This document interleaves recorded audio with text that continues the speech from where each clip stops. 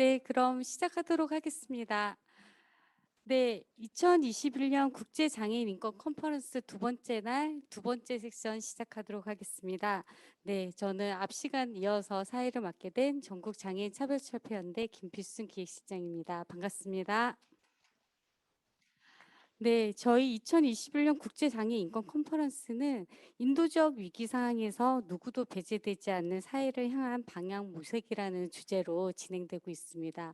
오늘 패널 섹션은 두 번째 시간으로 네, 인도적 위기에 관련된 코로나19 그리고 장애인의 건강권에 대한 주제로 진행될 예정입니다. 오늘 섹션에서는 총 네 분의 발제자를 모시고 진행될 예정이고요. 네, 그 첫 번째 발제로 네, 해외에서 이렇게 연결해 주셨습니다. 네, 줌으로 참여하시게 되고요. 네, 제로클라인 국제장애인연맹 인권자문위원님의 발제가 있을 예정인데요. 주제는 최근 아이다에서 국제장애연맹에서 진행한 코로나19와 장애 관련된 조사 내용에 대한 공유, 그리고 장애인 권리 보장을 위한 제언에 대한 내용으로 발제해 주시겠습니다. 네, 제로클라인, hi. Thank you so much. And thank you to the interpreters who I understand are interpreting simultaneously for me. I'm sorry that I do not speak Korean.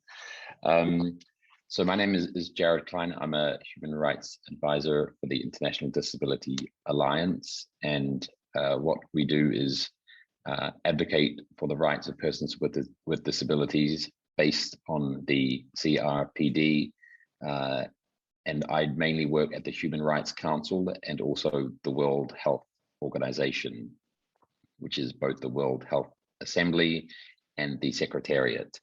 And obviously, with COVID-19, the intersection of the rights of persons with disabilities on the right to health is an extremely important and timely topic.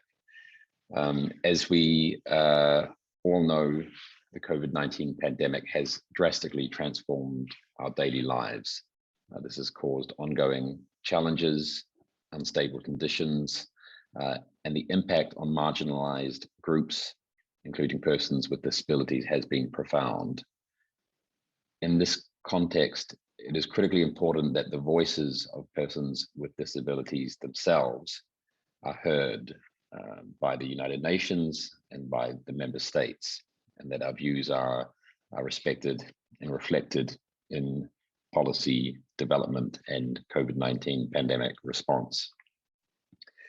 To help achieve this goal, the International Disability recently conducted a survey of persons with disabilities around the world. We consider this survey to be a very important step forward and a contribution to the growing body of evidence documenting this disproportionate impact on the rights of persons with disabilities. We note that persons with disabilities face multiple and intersecting forms of discrimination. This includes Indigenous groups, racial minorities, and persons with disabilities in humanitarian settings. I'm going to outline some of the main results of the survey, and that is the impact on social and economic rights, particularly work and education. I will note the lack of accessibility of digital platforms, which has become an increasing problem or issue during the pandemic. The impact on the enjoyment of mental health has been significant also. And I'll touch briefly on the role of OPDs, of organizations of persons with disabilities in the pandemic response, because we have found, as you may have found, that the role of OPDs has been shifting during the pandemic. And I will conclude with some recommendations and then look at one recent UN resolution from the Human Rights Council, which is a good example of some strong, positive, encouraging language on the rights of persons with disabilities in relation to the COVID-19 pandemic. So firstly, the impact on social and economic rights. 47% of the respondents said they lost some or all of their income during the pandemic. 52% of respondents who were in education said they faced barriers, and 17% dropped out of education during the pandemic. And this obviously has a profound effect on their life course and their ability to build back better after the pandemic. Now, while digital technology has been a very useful source of information about COVID-19, many respondents faced digital barriers which had a negative impact on their employment and education.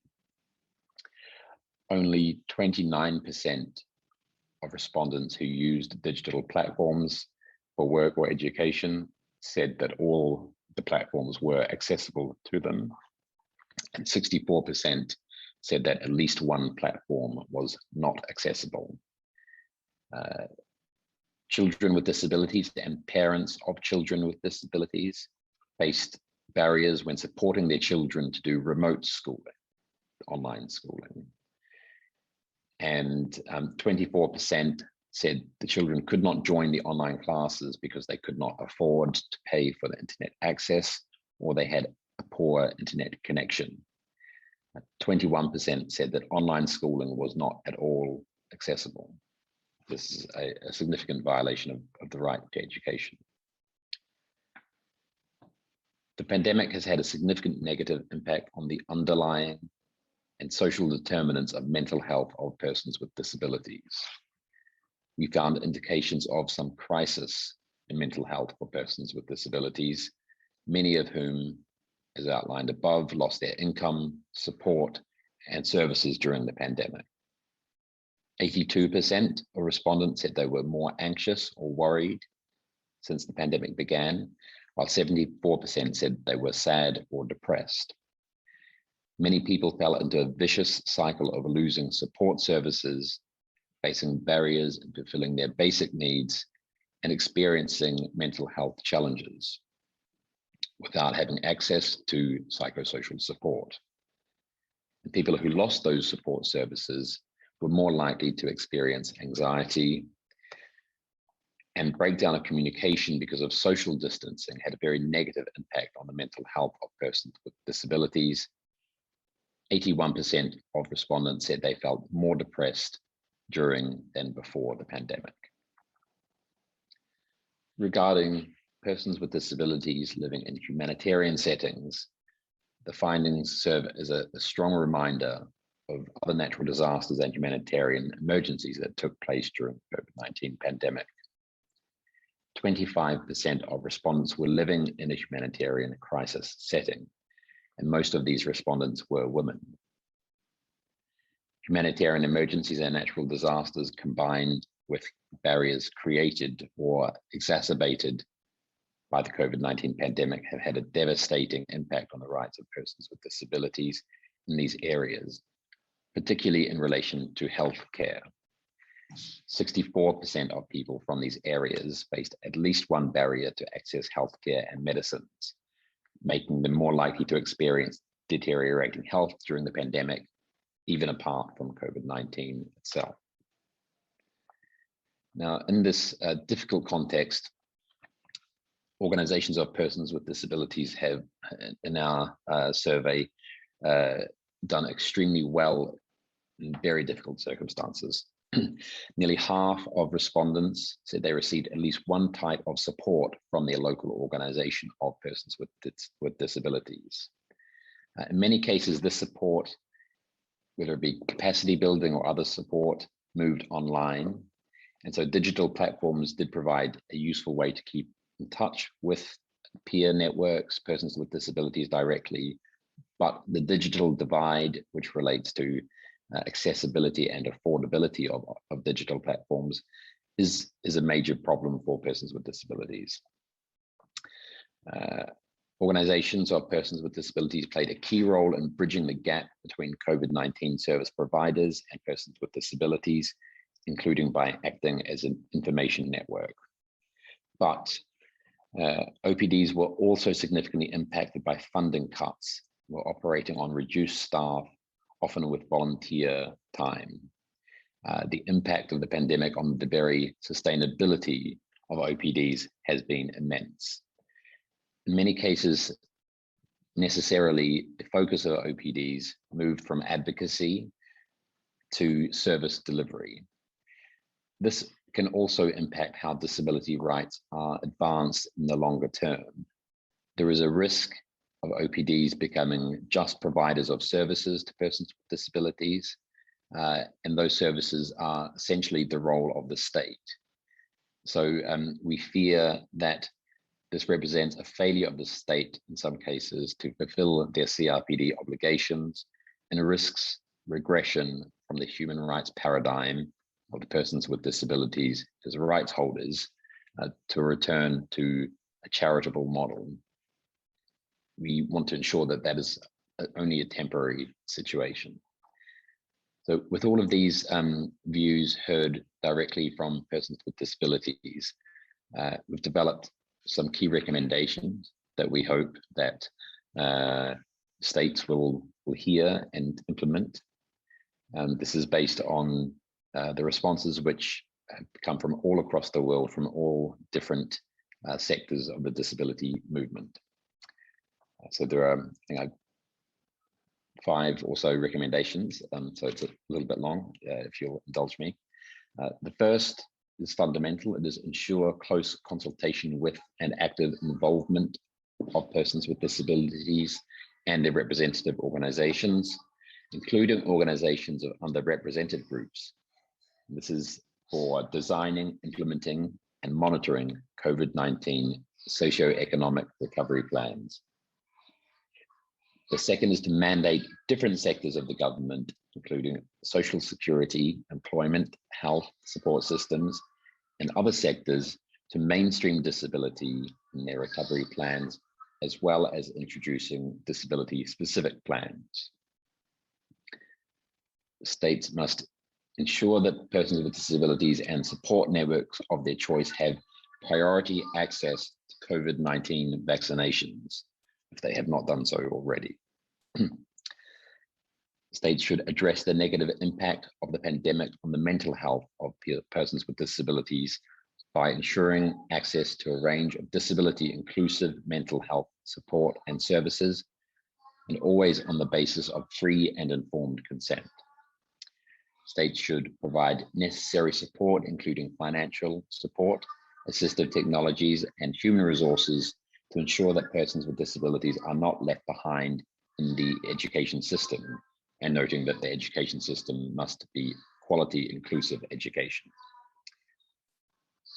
States should ensure that persons with disabilities have access to financial assistance to guarantee an adequate standard of living during disasters or other emergencies. Finally, the COVID-19 pandemic has exposed structural failures of policy response and inadequate implementation of the CRPD. Arguably, nowhere has this been more true than the deprivation of liberty and institutionalization on the basis of disability. The disproportionate levels of infections and deaths among persons living in institutions was a tragic moral, legal, and human rights failure. The right to independent living for persons with disabilities must be respected, protected, and fulfilled, and all services and support must be provided in the community. Deinstitutionalization measures should be prioritized and accelerated. And that concludes the recommendations that we have. And I'd like to briefly touch upon advocacy at the United Nations on COVID-19 and the rights of persons with disabilities.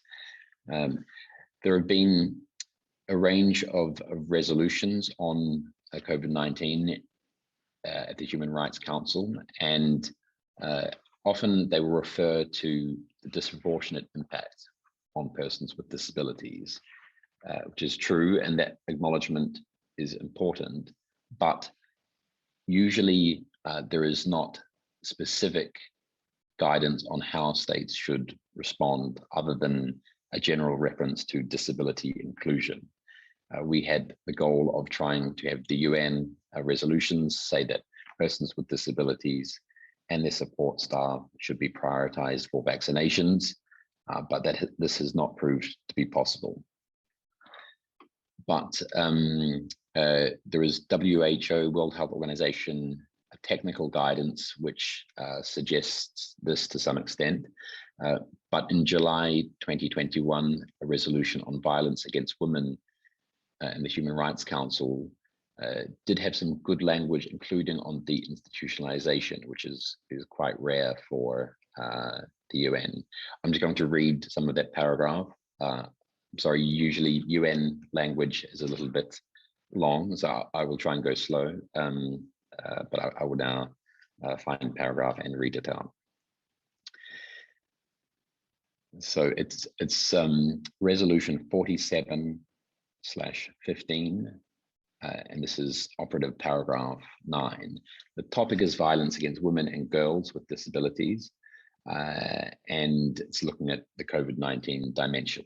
And that resolution urges the states to prevent and respond to the increase in violence against women and girls, including those with disabilities, amid the COVID-19 pandemic, by integrating accessible and inclusive prevention, response, and protection systems into any pandemic response and recovery plans, including through strengthened law enforcement, justice, social protection measures for victims and survivors of violence, designating and expanding the accessibility and capacity of shelters, services, and safe places for victims and survivors of violence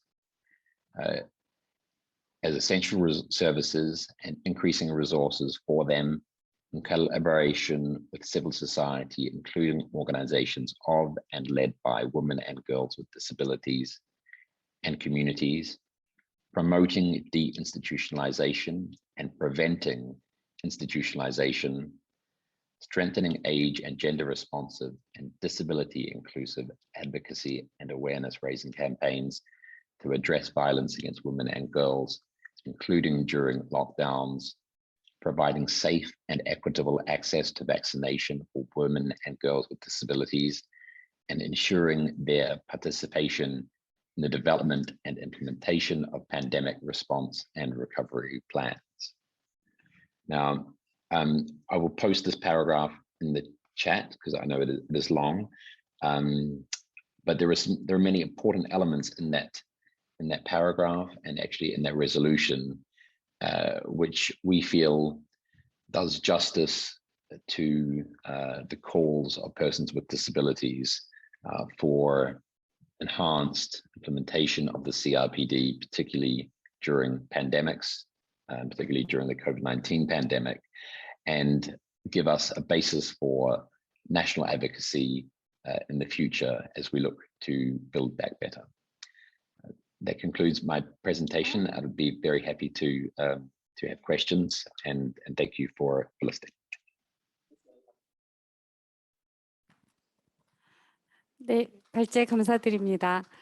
네, 지금 발제 주신 내용은 그 유엔 장애인 국제 장애인 연맹 아이다라고 부르고 있고요. 아이다에서 전 세계 600여 명 이상의 장애인들을 대상으로 코로나 관련 연구를 했던 내용들에 대한 이야기들을 주셨습니다. 한 5가지 정도의 내용으로 얘기 주셨는데요. 사회 경제적 경험, 그리고 접근성 부족, 이 부분은 고용과 교육에 관련된 통계조사 내용으로 말씀 주셨습니다. 그리고 정신건강 영역, 그리고 재난 시기의 장애인들의 일상적인 경험, 그리고 무엇보다 장애인 단체의 역할 부분에 대한 내용으로 얘기 주셨고요.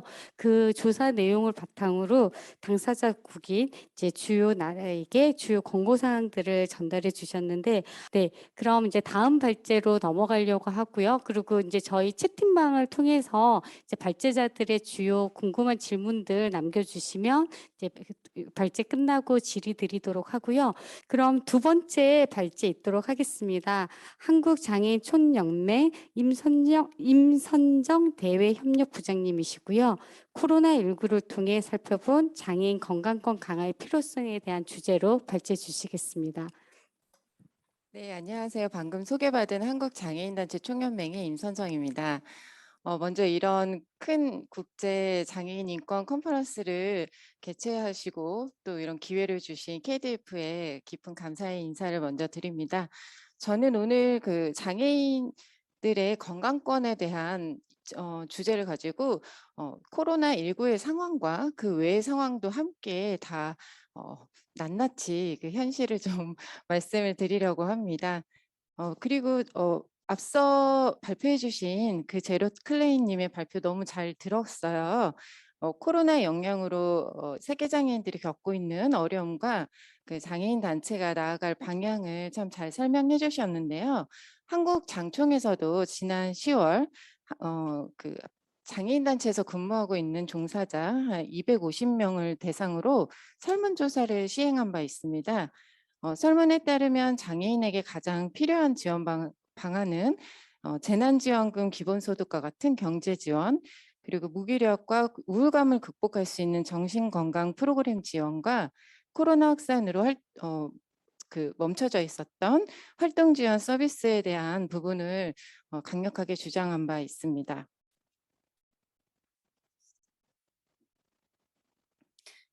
코로나로 장애인의 의료 접근성에 대한 부재는 적나라하게 드러났습니다. 한국의 장애인 건강권은 어떻게 보장이 되고 있는지 그 현황과 문제점, 해결의 실마리를 실마리에 대해서 말씀드리도록 하겠습니다. 네, 통계로 보는 장애인 건강, 의료 접근성 부재로 차별받는 장애인, 그리고 건강하지 못한 장애인 해결을 위한 그 실마리에 대해서 말씀드리도록 하겠습니다. 2020년 대한민국 등록 장애인은 263만 명으로 세부 현황을 살펴보면 남성이 약 58%, 여성이 42%입니다. 연령은 70대가 가장 높고요. 50대, 80대가 그 뒤를 잇습니다. 장애 유형은 지체장애인이 46%를 차지하고 청각, 시각, 뇌병변 장애인이 그 다음을 이룹니다. 장애인들이 거주하는 지역을 보면 서울, 경기, 인천 지역에 약 42%가 거주하고 있습니다. 네, 65세 이상 노년층은 절반 수준으로요. 장애인의 고령화는 눈에 띄고 있습니다. 대한민국은 2025년 초고령 사회에 진입하면서 장애인의 고령 인구 증가는 더욱 늘어날 것으로 보입니다. 장애 노인의 증가는 노화로 인한 건강 악화, 만성질환, 소외, 고독, 우울 등 신체 및 정신건강 악화 등의 사회적 문제로 대두되고 있습니다. 이에 따라 장애인의 국가에 대한 의료 보장의 요구는 지속적으로 증가하고 있습니다. 2020년 장애인 실태조사에 따르면 소득 보장에 이어 의료 보장에 대한 요구가 27.9%로 높게 나타나고 있습니다. 장애인의 48.7%는 자신의 건강이 나쁘다고 말하고 있으며 건강관리가 필요하다고 응답했습니다. 특히 우울감에 대한 경험 및 자살 생각률은 30.2%로 전체 인구의 10.5%에 비해 높게 나타났습니다. 네, 2018년도 장애인 보건 통계를 통해 장애인의 건강 상태를 살펴보도록 하겠습니다. 장애인 1인당 연평균 외래 일수는 약 35일, 입원 일수는 약 22일로 전체 인구수에 비해 약 2배, 6배의 차이가 납니다. 장애인 1인당 연평균 진료비는 537만 원으로 비장애인보다 약 4배가 높습니다. 네, 건강검진은 병을 초기에 발견하고 치료함으로써 그 큰 병을 예방할 수 있다는 중요한 절차인데요. 장애인 일반 건강검진 수검률은 63.7%로 비장애인 수검률보다 12.9% 낮으며 암검진 수검률은 45%로 비장애인 수검률보다 8.3% 낮습니다. 구강검진 수검률은 비장애인보다 11% 낮은 20%입니다. 네, 장애인들은 동반 질환, 다빈도 질환 등 2차 질환에 노출되어 있습니다. 다빈도 질환으로는 치은염과 치주 질환, 급성 기관지염으로 나타났으며 동반 질환은 위염, 십이지장염, 고혈압 등으로 나타났습니다. 만성 질환 유병률은 83%로 전체 인구보다 약 2배 높고요. 고혈압 유병률은 48.7%로 전체 인구의 3.7배, 관절염 유병률은 39.1%로 전체 인구의 4배가 높습니다. 그리고 욕창 질환의 비율은 10%로 비장애인보다 10배 차이를 나타나고 있습니다. 네, 장애 유형별로 나타나는 다빈도 질환은 표를 좀 참고를 해주시면 좋고요. 사망에 대한 통계도 읽어보시면 되겠습니다. 통계에서도 나타났듯이 장애인들의 건강 상태는 비장애인들보다도 매우 나쁘기 때문에 촘촘한 관리와 정책이 매우 필요합니다. 다음은 의료 접근성 부재로 차별받는 사례를 중심으로 살펴보도록 하겠습니다. 코로나가 처음 발생했던 2020년 2월 청도에 위치한 정신병원에서 입원 환자 103명 전원이 확진되는 사례가 있었습니다. 정부의 코호트 조치로 코로나가 확산되었고 대한민국 첫 번째 사망자에 이어 5일 만에 7명이 사망하는 사건이 있었습니다. 조현병을 앓고 있던 60대 남성은 20년간 병원에 입원해 있었고 사망 당시 42kg의 저체중 상태였습니다. 병동은 6일 1실로 구성되어 있었고 환자들은 제대로 된 치료를 받을 수 없었습니다. 이에 12개 장애인 단체가 연합하여 국가인권위원회에 긴급 구제 요청을 했고 환자들을 타 병원으로 이송하여 치료할 수 있었습니다. 사태로 정신병원의 과도한 장기 입원, 소홀한 건강관리 등 정신장애인들의 인권 실태를 재점검하는 계기가 되었습니다. 두 번째 사례는 기저질환을 가지고 있는 신장장애인들의 이야기입니다. 신장기능 악화로 이틀에 한 번은 정기적으로 투석을 해야 합니다. 코로나 확산으로 병원들이 폐사하는 일들이 생겨 신장장애인들은 투석병원을 찾아다니다 요독이 쌓여 사망하는 경우가 발생하였습니다. 또한 신장 이식을 받은 70대 남성은 코로나 확진 후 집에서 대기하다 이틀 만에 사망하기도 했습니다. 장애계는 신장장애인을 고위험군에 포함시키고 투석병원 연계 지원을 강력하게 요구하여 정책에 반영할 수 있도록 했습니다. 네, 세 번째 사례는 코로나 확진을 받은 중증 장애인이 방치된 사례입니다. 중증 근육 장애인인 A씨는 활동지원사의 신체 보조를 받아야 합니다. 그러나 코로나 확진 이후에 보건소에서는 신체 활동 지원이 가능한 병원이 없다며 집에서 대기했습니다. 이 사례가 지금 2020년 작년 12월 사례인데 아까 관람했던 우리 시청했던 영화와 그닥 다르지 않아서 언제쯤 나아질까 좀 안타까운 마음이 있습니다. 네. 다음은 이제 백신 접종. 제렛 클레이님께서 발표해 주셨던 내용에도 백신 우선 접종자에 장애인이 포함이 되어야 된다는 이야기를 해 주셨는데요. 그와 관련된 사례입니다. 제가 중증 장애인들은 백신 접종을 하고 싶어도 병원으로 이동이 어렵고 편의시설을 갖추지 않은 동네 병원들이 많아서 방문 접종이 필요한 상황입니다. 지난 6월부터 정부는 거동이 어려운 장애인 및 노인들을 위한 방문 접종 계획을 내놓겠다고 했지만 방문 접종에 의사를 구할 수 없다며 지금까지도 대책을 내놓지 않고 있습니다. 접종 사각지대에 놓인 중증 장애인들은 외부 접촉이 많은 활동지원사나 가족을 통한 2차 감염 위험에 무방비한 상태로 노출되어 있습니다. 네, 지금까지는 코로나와 관련된 건강권 부재에 대한 사례를 살펴보았고요. 다음은 의료 서비스를 제대로 받지 못하는 장애인들에 대해 알아보도록 하겠습니다. 장애인 건강검진 수검률이 비장애인보다 낮다는 사실을 앞서 확인한 바 있습니다. 척수장애인 김 씨는 건강검진을 갈 때마다 어려움을 겪고 있는데요. 건강검진 센터의 탈의실은 겨우 옷만 갈아입을 정도로 매우 좁은 공간입니다. 휠체어 자체가 진입이 불가한 경우가 대부분이고 비장애인 위주로 설비가 갖춰져 있어 엑스레이, 부인과 검사는 할 수가 없습니다.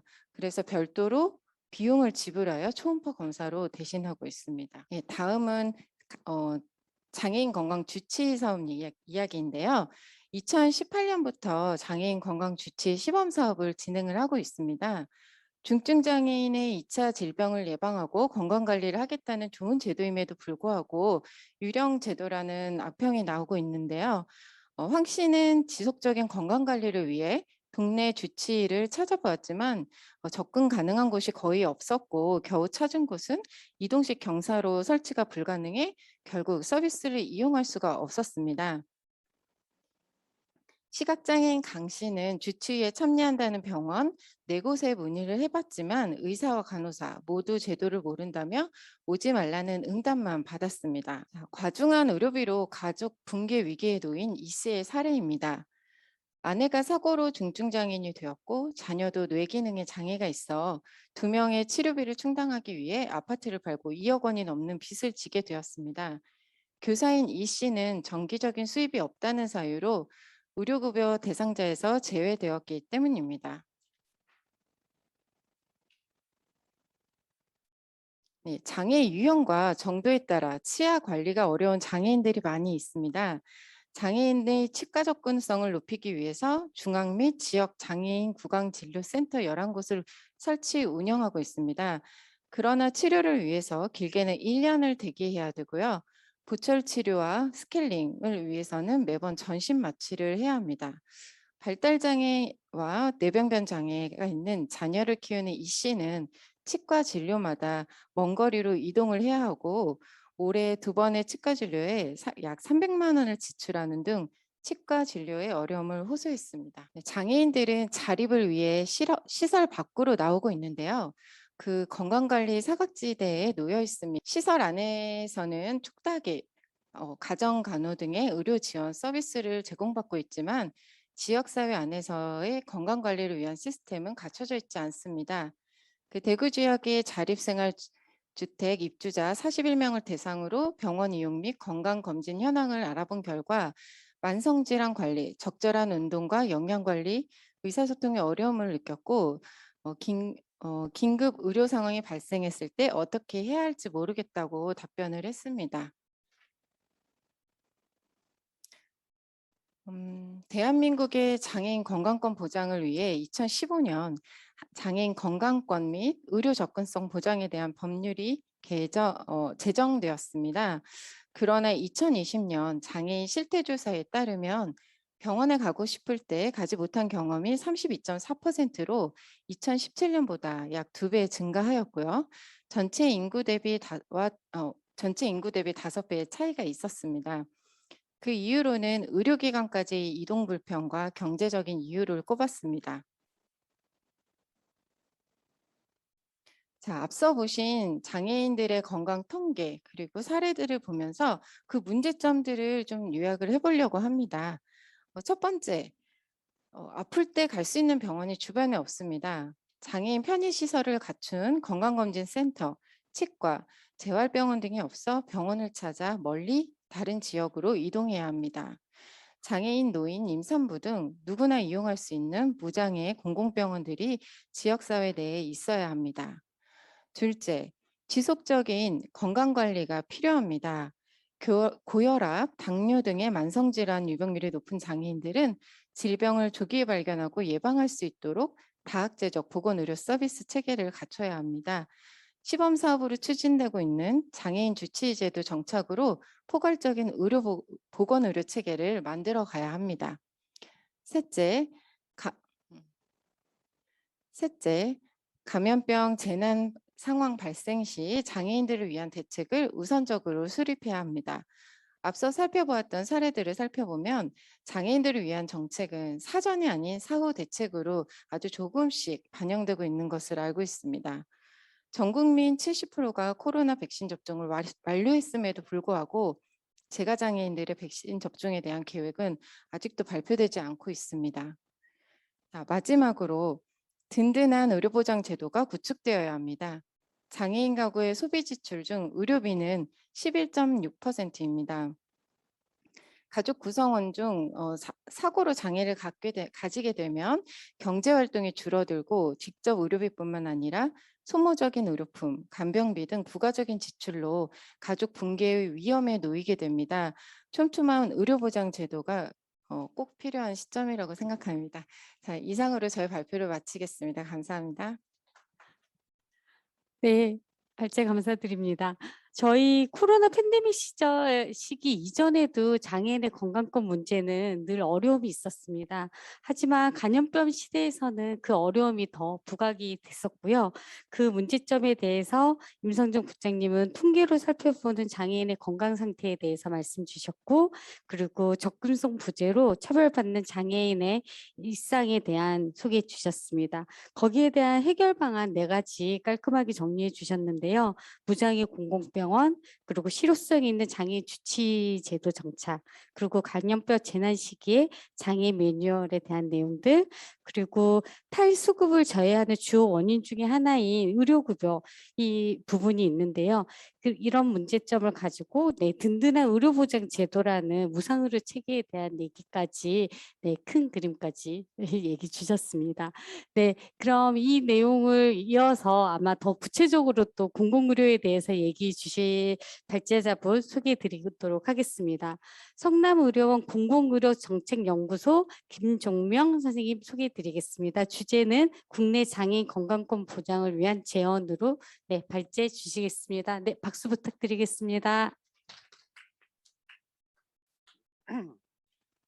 네, 반갑습니다. 이런 귀한 자리에 초대해 주셔서 고맙습니다. 제가 이제 오늘 말씀드릴 거는 장애인제 건강권을 어떻게 좀 보장할 것인가에 대한 얘기들.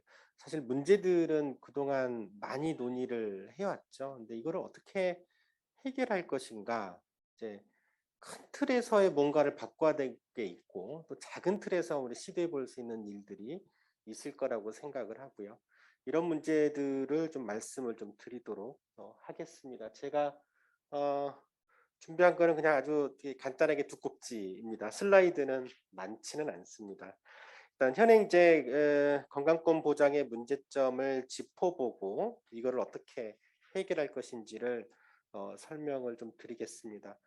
사실 앞에서 많은 문제들이 늘 말씀을 하셨는데 큰 틀에서 보면 이 장애인 건강권 보장의 가장 큰 문제 중에 하나는 사실 건강보험의 보장의 취약. 이거는 뭐 그동안 무수하게 많이 지적이 됐었던 부분들이죠.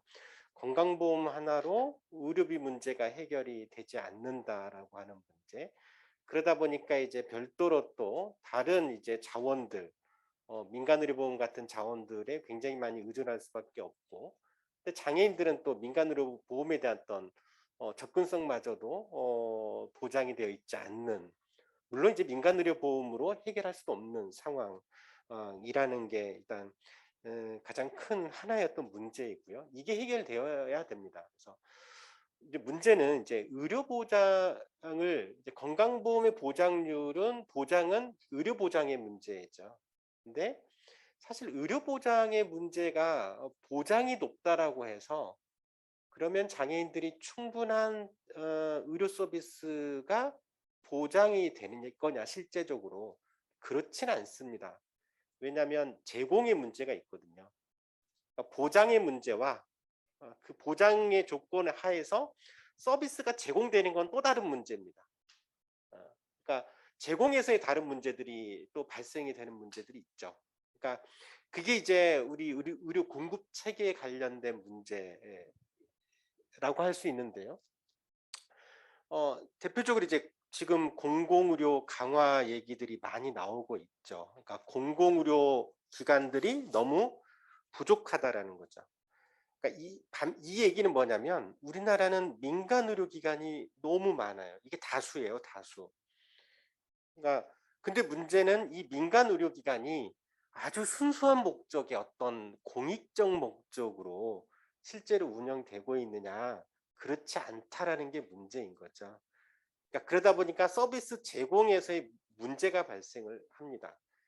민간 의료기관은 결국에는 자기 생존과 수익을 목표로 운영을 할 수밖에 없죠. 그러니까 그러다 보니까 의료기관들끼리 굉장히 이게 이제 서로 과잉 경쟁하거나 비효율이 남습니다. 또 수익을 목적으로 하다 보니까 의료 서비스는 사실 어떻게 보면 의료는 복지고 복지는 결국 수혜자의 입장, 국민의 입장, 당사자 입장의 필요를 충족시켜 주는 것이 핵심인데 민간 의료기관이 많고 이 민간 의료기관이 주로는 이제 생존을 위한 수익 창출의 목적으로 운영을 하다 보니 나의 필요에 의해서 공급자 필요에 의해서 서비스가 제공이 이루어지지 국민의 필요에 의해서 당사자의 필요, 장애인의 필요를 충족시켜 줄 목적으로 운영되고 있지 못하다라는 거예요. 이거 굉장히 중요한 문제입니다. 이 문제를 해결하지 않는다라고 하면 우리 사회에 제대로 장애인 건강권, 국민의 건강권이 보장되기는 굉장히 어려울 거라고 생각을 합니다. 좀 더 저는 이제 이거를 어떻게 표현을 하냐면 환자 중심성의 부족이라는 측면으로 설명을 좀 할 수 있을 것 같아요. 그러니까 의료 서비스, 뭐 비단 의료 서비스만은 아니고요. 뭐 거의 모든 복지와 관련된 서비스들이 다 공급자 중심으로 되어 있어요. 의료 서비스 역시도 아주 전형적으로 공급자 중심으로 아까 얘기했던 것처럼 민간 의료기관이 주되게 있다 보니까 자기 필요에 의해서 제공해 주는 거지 당사자나 국민들의 필요에 의해서 필요를 위해 충족시키기 위해서 제공되고 있지 못하다는 거죠. 그거를 우리는 이번에 또 이 코로나 때 아주 전형적으로 우리가 경험을 하고 있는 겁니다. 그나마 이제 장애인 복지, 장애인 건강권 보장도 취약한 마당에 코로나로 인해서 아주 획일적인 방역 정책을 수행을 하다 보니까 대면적인 어떤 복지 서비스 제공이 사실상 이제 무력화되다 보니까 가장 그 속에서 피해를 보고 있는 게 이제 사실은 장애인들인 거죠. 이거를 해결하려고 뭐 서비스 접근성, 건강권 보장 얘기가 많이 나오고 있지만 실질적으로 예를 들어서 백신조차도 제가 있는 중증 장애인들은 백신을 접종받을 길이 사실은 보장이 잘 안 되어 있는 이런 문제들이 발생이 좀 되는 거죠. 그러니까 이런 이제 민간 의료기관 중심으로 돼 있을 뿐만 아니라 서비스 자체가 너무 공급자 중심의 사고 방식이 위주로 되어 있어요. 그러니까 이거는 꼭 저는 이게 꼭 민간 의료기관이 주도하기 때문이기도 하지만 그런다고 그러면 공공의료기관은 좀 다르냐? 크게 다르지 않아요. 사실은 공공의료기관들도 자기 중심적으로 서비스 제공을 해요. 그러니까 코로나 때 이제 감염에 걸려서 이렇게 장애인이 감염에 걸려서 격리 입원 치료를 해야 되는데 보호자가 같이 못 들어가잖아요. 그러니까 대부분의 병원들이 보호자 안 돼요. 그럼 도대체 어떻게 하라는 겁니까? 그런다고 병원에서 그러면 돌봄 서비스를 다 제공해 주면서 격리 치료를 하고 있는 건 또 아니거든요. 그러니까 이런 문제들이 발생되고 있는 거죠. 이런 문제들 사실은 해결을 해야 돼요. 그러니까 우리나라의 의료 체계, 또 복지 체계, 복지 서비스 이건 참 우리 국민의 입장에서는 국민들이 원하는 장애인이 원하는 서비스를 제공받기가 정말로 어려운 공급 체계를 가지고 있습니다. 이런 문제들을 좀 풀어가는 데 있어서 그럼 어떻게 해결할 것이냐?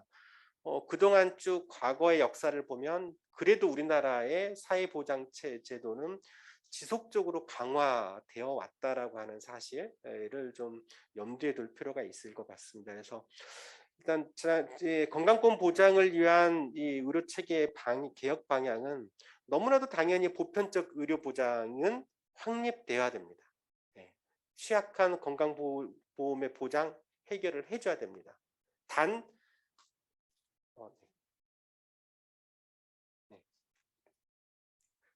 명심하실 거는 보편적 의료 보장이 달성이 된다라고 해서 다시 그런다고 모든 국민이 필요한 서비스가 자연스럽게 제공되지는 않는다라는 건 염두에 두셔야 됩니다. 또 다른 문제가 있다라는 거죠.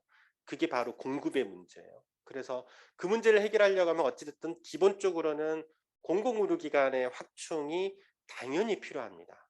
우리나라의 공공의료기관이 너무 취약하거든요. 민간 의료기관한테는 너희들 돈이 안 되는 영역이라도 국민의 필요를 위해서, 취약계층들을 위해서, 장애인들을 위해서 이런저런 서비스를 제공해 줘라고 하면 안 하죠. 그렇죠? 안 해요. 돈이 안 되고 손해 보는 일은 절대 안 하죠. 그래도 공공기관에서는 그래도 그렇게 이제 하게끔 하면 공공기관은 하거든요. 어쨌든 그래서 공공의료기관을 늘리는 것이 너무나도 필요하다. 지금 우리 사회에서 다행히 코로나로 인해서 이제 공공의료의 확대가 필요하다는 논의들은 많이 이루어지고 있습니다. 그나마 다행이지만 저는 얼마나 많이 이게 실질적으로 이렇게 실질적인 강화로 이어질 것인가에 대해서는 좀 지켜봐야 될 것 같습니다. 그리고 세 번째, 공공의료기관이 많다라고 되는 건 아니다. 서비스 제공하는 데 있어서 환자 중심성을 회복해야 된다는 거죠. 의료 서비스가 존재하는 이유 자체는 결국 국민 건강을 위해서인 겁니다. 그러면 모든 거는 국민 건강을 위해서 서비스 자체가 재조직화 될 필요가 있어야 됩니다.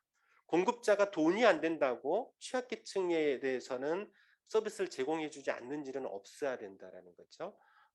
그래서 공급자 주도가 아니라 이제 환자 중심의 의료 서비스, 공급자 중심의 복지 서비스가 아니라 환자 당사자 장애인 중심의 복지 서비스가 제공되도록 바꿀 필요가 있습니다. 뭔가 공급 체계에 굉장히 큰 그러려고 하면 사실은 굉장히 큰 혁신이 필요해요. 그런 논의들도 사실 필요하고 그 방법에 대해서도 논의가 사실 필요합니다. 그래서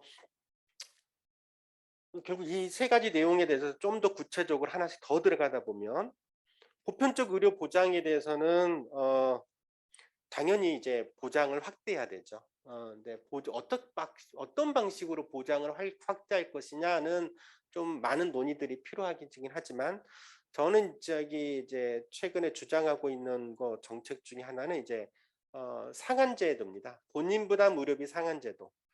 일정액 이상은, 그러니까 소액 질환에서는 자기 본인 부담을 할 수 있죠. 20%, 30% 할 수 있지만 고액 질환에 대해서는 일정 이상에 대해서는 국가가 전액 책임지는 방식의 상한제도가 필요하다라고 생각을 합니다. 건강보험 보장률이 아무리 높아도요, 정말로 고액 질환인 경우에는 예를 들어 건강보험 보장률이 90%면 거의 서구 복지국가 수준이거든요. 보장률이 90%라고 하더라도 병원비가 총 병원비가 1억이 나오면 본인 부담이 1,000만 원이나 나오거든요. 그거 감당하기가 어렵죠. 그래서 상한제도를 둘 필요가 있다. 그래서 저는 이제 100만 원 상한제를 주장을 좀 하고 있습니다. 물론 이제 장애인 저소득층 이런 분들에 대해서는 사실 100만 원조차도 부담이 되는 가구들이 많습니다. 소득이 없는 경우에는 이제 그런 경우에는 이제 더 이렇게 상한 기준을 좀 낮춰야지 될 거고, 이런 재원들은 너무나도 당연하게 사회보장 제도는요, 우리들이 서로 능력껏 힘을 합쳐서 부담을 하는 거예요. 능력만큼 부담하고 필요에 따라 보장받는 게 사회보장입니다. 당연히 재원은 건강보험에 있어서는 건강보험료고요. 소득 비례에 되는 건강보험료를 올려야 되는 게 인상해서 재원을 확충하고, 거기에 맞물려져서 국고지원도 좀 확대하고, 그 다음에 이제 공공의료기관 역시도 확대해야 됩니다. 이게 지금은 우리 지방의료원들, 주로 지역 거점 공공병원이라고 하는데요, 너무 부족해요. 전국에 35개 정도밖에 안 되거든요. 최소한 지역 단위마다 이게 지역을 중진료권으로 전국을 세분화하면 약 한 70개 정도로 나눌 수 있다라고 합니다. 공공병원을 새로 좀 세울 필요가 있다. 예. 새로 신축하거나 중축하는 방식의 정책들이 좀 필요하다고 생각을 하고요. 또 공공의료기관은 우리가 꼭 병원만 얘기하는 경향이 있는데 저는 그러면 안 될 거라고 생각하고요. 동네 의원도 공공적인 동네 의원들이 필요하다. 공공에서 설립한 공공의원이 필요하다. 공공동네 의원이 사실은 좀 필요하다라고 생각해요. 이제 왜 정부가 직접 설립한 공공의원, 공공동네 의원이 필요하냐면 저는 우선적으로 지금 장애인 건강 주치의를 활성화시키기 위해서도 필요하다라고 생각을 해요. 지금 이제 장애인 건강 주치의의 꽃은 핵심은 얼마나 방문 진료가 활발하게 이루어지냐라는 거예요. 어찌됐든 지금 장애인 건강 주치 사업은 시범 사업이긴 하지만 중증 장애인부터 시작을 하고 있잖아요. 그러면 중증 장애인들은 거동의 불편이 너무 크다라는 거죠. 이런 경우에는 방문 진료가 활발하게 이루어져야지 기본적인 건강권이 보장이 되는 거죠. 근데 지금 아시겠지만 의료 공급자들이 동네 의원들이 장애인 건강 주치에 참여하는 동네 의원도 거의 없을 뿐만 아니라 그런 참여하더라도 방문 진료가 현실적으로 쉽지 않은 구조라는 거죠. 이걸 대안으로 저는 정부에서 이게 이제 공공의원을 좀 설립을 해서 도입을 해서 이거 역시도 시범 사업으로 시작은 할 수 있다라고 생각을 하고요. 의사를 2명 그리고 간호사들 5명, 6명 정도 고용해서 운영을 하면 장애인 대상의 방문 진료를 정말 활성화시킬 수가 있어요. 그게 되면 장애인들도 건강 주치에 굉장히 다수가 참여할 거고 좋은 모델들이 만들어질 거라고 생각을 해요. 지금 방문 진료는 사실 아무리 활성화시키려고 해도 쉽지가 않아요. 왜냐하면 의료 공급자에게 기존의 동네 의원 의사들에게 메리트가 없어요. 방문 진료하려고 하면 자기 병원 문 닫고 가야 되잖아요. 그때 또 환자를 못 받잖아요. 방문 진료 해가지고 오후에 한 세션에 나가봐야 잘해야 3명, 4명 진료하는데 수익도 안 돼요. 또 그걸 또 그러면 수가를 올려준다고 해결할 문제는 또 아니라고, 근본적인 해결책도 아니라고 생각을 하거든요. 그래서 그리고 이제 환자 중심의 공급 체계를 만들려고 하면 이거 역시도 굉장히 많은 고민들이 필요해요. 당연히 서비스 제공은 공급자가 하는 거죠. 그럼 공급자가 이 서비스를 어떤 목적으로 제공할 거냐, 그 제공 목적을 바꿔야 됩니다. 공급자가 지금은 자기 생존을 위해서, 수익을 위해서 서비스를 제공해 주거든요.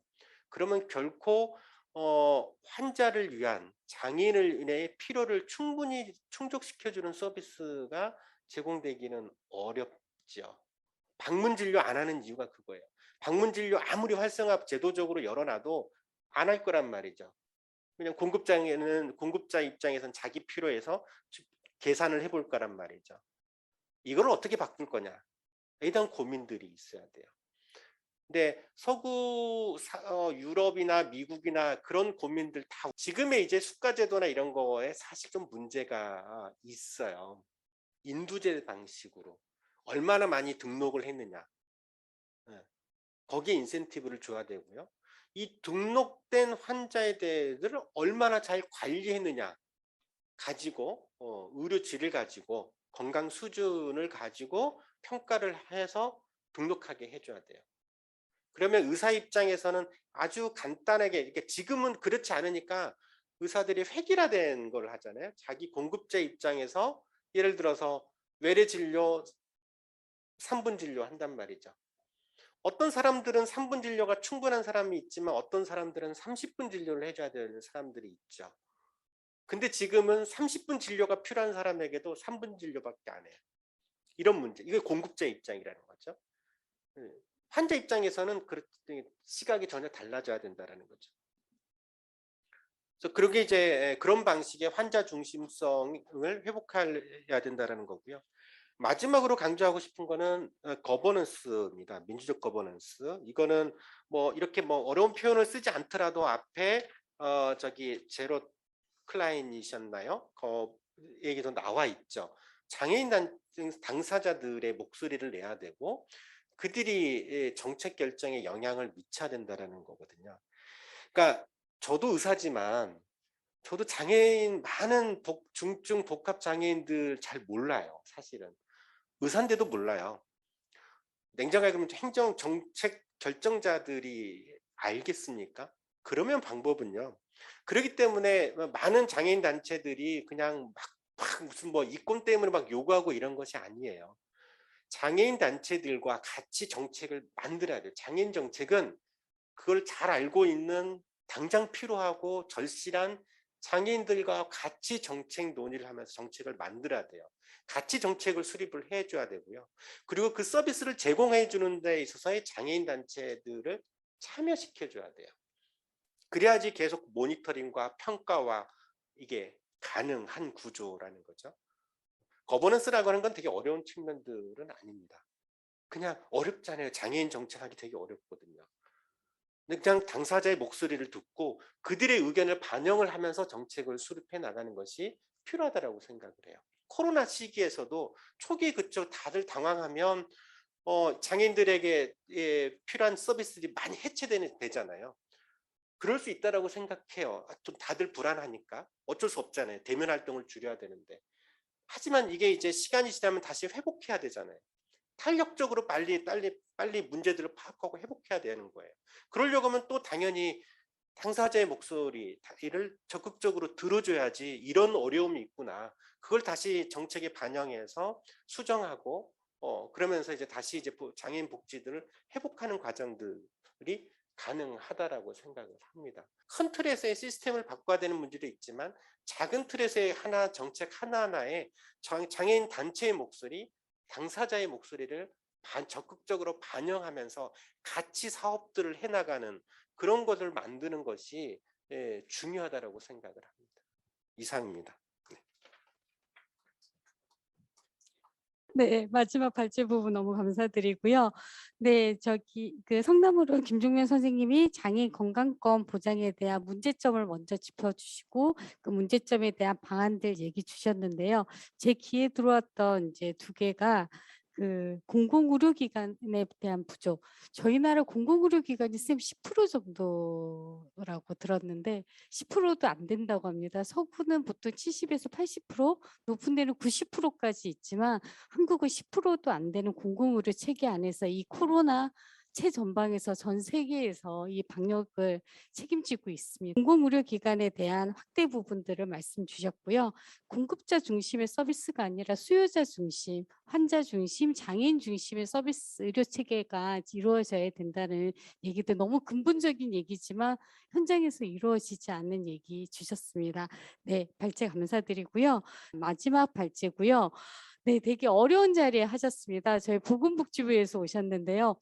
이번 주 월요일에 인사이동이 있었고요. 출근하신 지 3일째 되신 장애인 정책과의 최봉군 과장님, 네, 박수로 맞이하도록 하겠습니다. 네, 안녕하십니까. 저 복지부 장애인 정책 과장 최봉근입니다. 예, 저 소개받았던 것처럼 제가 이제 이번 주 월요일 날 처음으로 이제 이 장애인 정책과 업무를 맡게 됐는데요. 일단 열심히 하겠다는 말씀드리고요. 그 오늘 이제 발제 하신 분도 그렇고 토론해 주시는 분도 그렇고 이제 가장 중요한 말씀을 주시네요. 그 같이 해야 된다라는 말씀을 주셨는데요. 이제 모든 그러니까 이제 정권에서도 그러고 이제 그 부처에 이제 장이 새로 오셔도 그렇고 항상 하시는 말씀이 이제 수요자 중심 그리고 현장 중심 이런 이제 말씀들을 많이 하시는데요. 실제로 잘 그렇게 하기가 좀 어려운 면이 항상 있는 것 같습니다. 이제 그래도 불구하고 같이 어떻게 해나갈 수 있느냐 이런 부분들을 좀 많이 고민을 하겠습니다. 그리고 이게 이제 같이 하는 것도 중요하지만 결국은 이게 이제 결실을 얻기 위해서는 자원 확보 문제가 필요합니다. 그러니까 기존 자원들 어떻게 재배치라고 하나 재분배할 것이냐 그리고 새로운 자원들을 어떻게 확보할 것이냐 이런 부분들이 상당히 중요한 하나의 이제 그 포인트가 될 텐데요. 이것도 이제 같이 할 수 있도록 노력하겠습니다. 예, 이상입니다. 네, 과장님이 처음 오셔서 저희 얘기가 엄청 크게 들리셨을 것 같아요. 좋은 얘기 들으러 오셨다는 얘기만으로도 충분히 감사 인사를 드리도록 하고요. 네, 저희가 지금 주제가 이제 코로나19와 장애인 건강권입니다. 이제 마무리는 이제 장애인 건강주치 사업의 얘기로 끝났지만 앞에도 말씀드렸지만 장애인 건강권은 코로나 이전에도 심각한 상황이었고 늘 어려움을 겪고 있는 상황이었습니다. 하지만 코로나로 인해서 그 문제점이 더 여실히 드러났고요. 저희가 그런 말들을 하잖아요.